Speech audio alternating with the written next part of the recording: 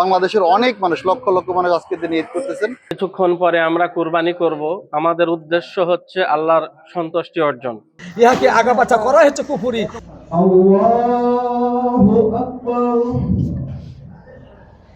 আজকে ঈদুল আজহার নামাজ আদায় করছে এবং আনন্দের ব্যাপার, এবং অবশ্যই কোরবানি হবে।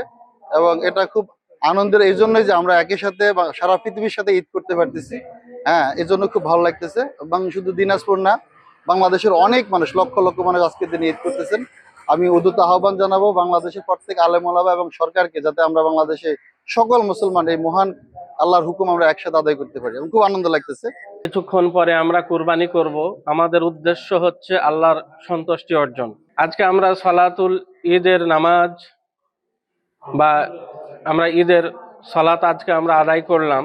ঈদ মানে আনন্দ, কিন্তু সারা পৃথিবীতে আজকে মুসলিমরা যেভাবে নির্যাতিত হচ্ছে তাতে আমাদের আনন্দিত হওয়ার কোনো জায়গা নেই।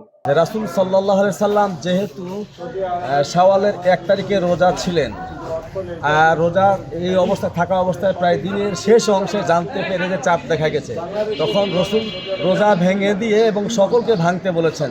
রাসূল যদি প্রায় দিনের শেষ অংশে যদি রোজা ভেঙে দিতে পারে, অর্থাৎ গতকালকের চাঁদকে গ্রহণ করতে পারে, তাহলে আমরা কেন 3 ঘন্টা পরে রাত 10টার সময় খবর পেয়ে কেন ওই চাঁদকে গ্রহণ করব না? এটা হচ্ছে যদি না করাটাই হচ্ছে অযৌক্তিক। এই অযৌক্তিক কথাটাকে আমরা থেকে ফিরে আসে, আমরা যৌক্তিকতাকে মেনে নিয়ে সারা বিশ্বে একই দিনে রোজায় ঈদ উদযাপন করে থাকি। আর এটা যদি একদিন পরে করে সূরা তওবার 37 নম্বর আয়াত বলছে, ইহাকে আগাপাচা করা হচ্ছে কুফরি, আর কুফরির মাত্রা বৃদ্ধি করিয়ে দেয়। কেন? হালালকে হারাম করে নেয় আর হারামকে হালাল করে নেয়। কিভাবে? যে ঈদের দিন রোজা করা কি হারাম না? ঈদের দিন রোজা করা হারাম। যারা আজকে যেমন রমজান মাসে আমরা যখন ঈদ করেছিলাম, সেই দিনকে তারা রোজা ছিলেন, তারা ঈদের দিন রোজা করছেন।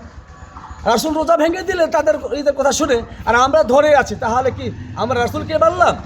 অবশ্যই রাসূলকে অমান্য করা হয় এবং কোরআনকে অমান্য করা হয়, যার কারণে আমরা একই দিনে রোজা ঈদ উদযাপন করে থাকি। এটা হচ্ছে সঠিক। ঈদ লাগছে মনে খুশি জোয়ার সবখানে, আর ঈদ লাগছে মনে ঠিক আসবে।